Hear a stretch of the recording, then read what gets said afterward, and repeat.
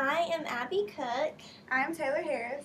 and our lesson plan is called Teaching Shapes Using Read-Alouds, Visualization, and Sketch to Stretch. The overview of our lesson is that the students will be making real-world math connections using a variety of techniques. We will be giving an overview of winter-themed books to guide students through the concepts of shapes and patterns. Students are encouraged to use a visualization strategy while listening to the book overviews. And I'm doing session 1, which consists of doing a summary of the book Sadie and the Snowman by Alan Morgan. And then I will have them use a visualization strategy to picture in their minds the snowman that Sadie had.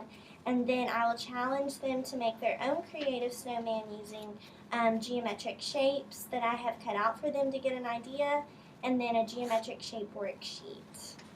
I'm doing session 2, which is from snowballs, and the students will be creating snowmen.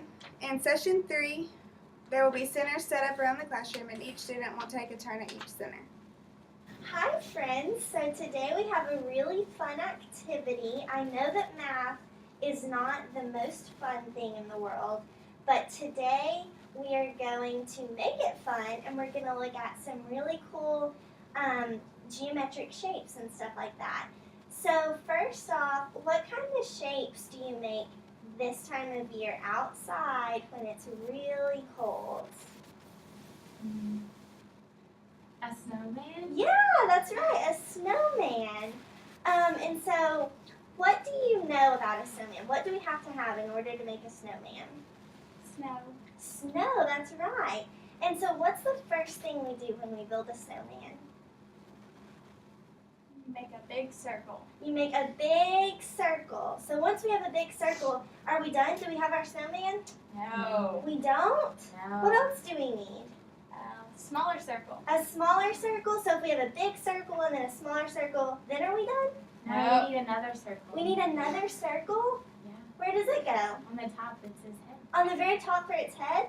So we have one big circle, and then a second medium, and then a third little circle? Are we done? No. Why? We need arms. We need arms, so what do we use for arms? Sticks. We use sticks. What else can we use for a snowman to make it really cool and better than all the other neighbor snowmen? He probably needs a scarf. Yeah, because it's cold, right? Yeah. Because we wear scarves, so we want our snowman to wear a scarf too, right? To keep warm so he doesn't melt, right? Yes. Right. Okay, so what kinds of patterns are usually on his scarf? Stripes. Stripes? What else can be on his scarf?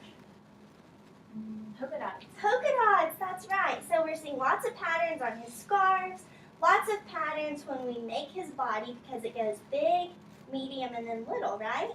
Mm-hmm. So today I want you guys to kind of look at these geometric shapes and kind of think about different shapes that you could use to build a snowman. To kind of get creative with it rather than just using circles. So what could we use to make a snowman out of those shapes?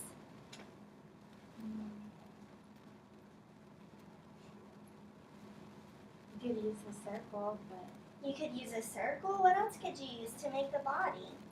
you could use the squares. Yeah, you could use the square. You can really get creative with it. You could use an arrow or a rectangle or anything like that, right? Okay, so now that you guys kind of know that snowmen don't have to be circular and made out of snow, they can be anything, right? If you just use geometric shapes. Well, today I'm going to read you guys a story about Sadie and her snowman.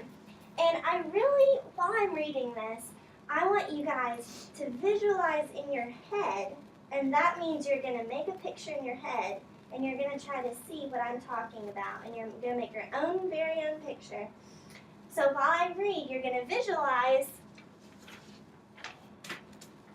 about what her snowman looked like. Okay? Okay, so it's called Sadie and the Snowman by Alan Morgan. And basically what happened was Sadie and her snowman have a problem. He keeps melting and the animals keep eating his face. The birds peck his eyes, and the squirrel takes his nose, and the raccoon steals his mouth. But Sadie does not give up on her friend. She rebuilds him every chance she gets, and as the weather gets warmer and shelters him from the sun, she shelters him from the sun. But he is slowly melting away, and she can't keep him cold forever. Isn't that sad? He's melting. So what did you guys visualize in your mind when I was reading you guys about Sadie and her snowman?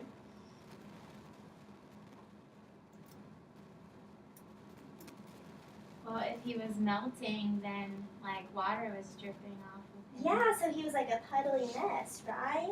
What else were you guys visualizing? The squirrel taking his nose. Yeah, the squirrel taking his nose and the animals eating his eyes, right?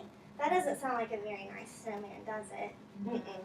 So today, now that we have visualized different kinds of snowmen in our head, I want you guys to come up with your very own snowman, and we're going to call him a shapely snowman.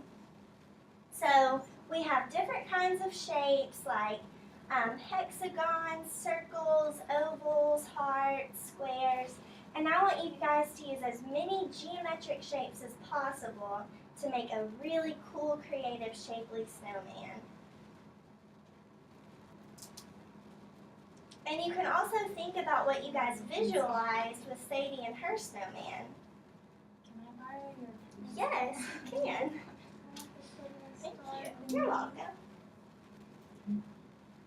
You guys can even kind of work together to kind of bounce ideas off of each other too.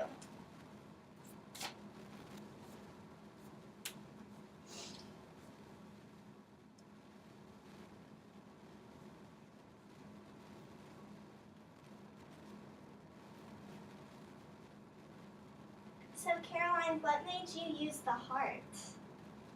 I just really like hearts. You really like hearts? Hearts are Yeah. cool shapes, aren't they? They are. They are. And Lindsay, what made you use the cylinder? I thought it was a good base for him, Oh, and then I could yeah. add more shapes on top of it. Because he needs a strong base, right? That way he's kind of lifted up and so he doesn't melt so fast, Yeah. right? I like that idea.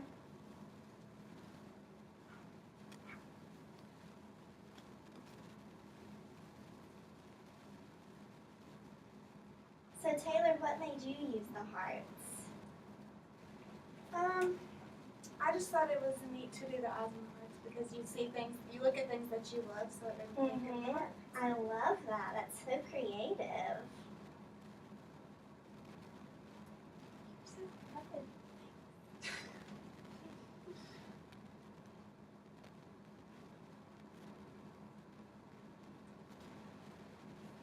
I like how you're using the square for buttons because buttons don't always have to be circular, do they? No.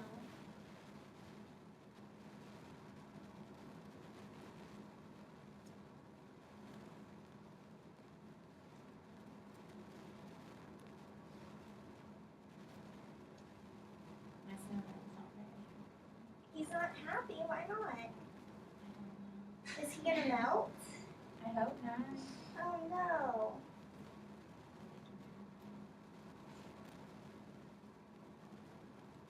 These look great, guys. Thanks. All right, so now that you guys have created your very shapely snowmen, what are some of the things that you guys thought about when you were making him? I thought about just making it different. I wanted to use as many shapes as I could. That's great. What about you, Caroline?